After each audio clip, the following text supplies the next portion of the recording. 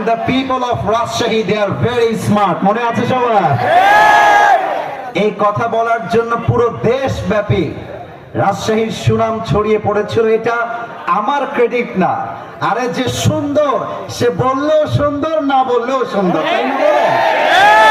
আমাদের রাজশাহীর আম এত সুস্বাদু, পুরো বাংলাদেশের কোন বিভাগে কোন জেলায় রাজশাহীর মতো সুস্বাদু আম খুঁজে পাওয়া ইজ কোয়াইট ইম্পসিবল। যুবক ভাইরা বলো, আমাদের রাজশাহীর কাপড় উন্নত মানের, আমাদের রাজশাহী সিল্ক, এই সিল্কের কাপড় দিয়ে, রেশমের কাপড় দিয়ে তৈরি হয় সিল্কের পাঞ্জাবি, তৈরি হয় শাড়ি, তৈরি হয় ওড়না, তৈরি হয় স্কার্ফ।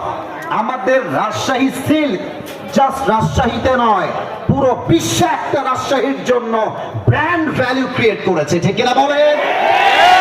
আমাদের সাহেব বাজারের পাশেই রাজশাহী কলেজ, ব্র্যান্ড কলেজ, এমন একটা কলেজ যার মতো কলেজ সেকেন্ডটা খুঁজে পাওয়া বাংলাদেশে মুশকিল হয়ে যাবে। আমাদের রাজশাহী ইউনিভার্সিটি, আমাদের মুক্ত মঞ্চ, আমাদের পদ্মা গার্ডেন, আমাদের টিবাব, আমাদের আয়বাব, আরে দেখলেই তো কলিজা ঠান্ডা হয়ে যায় যুবক ভাইরা।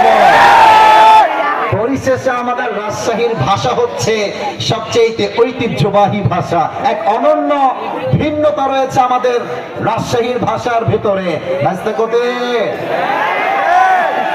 জবের ব্যাপার পাশতেই পাচ্ছে না মামুর বেটা।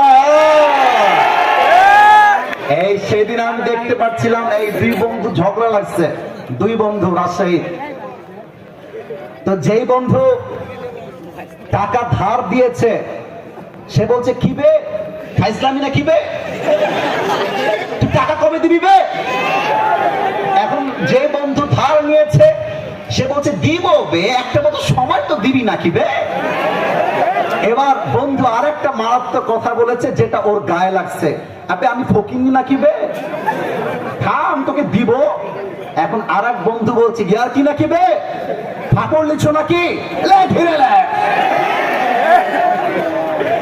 এবার শেষে মেয়ে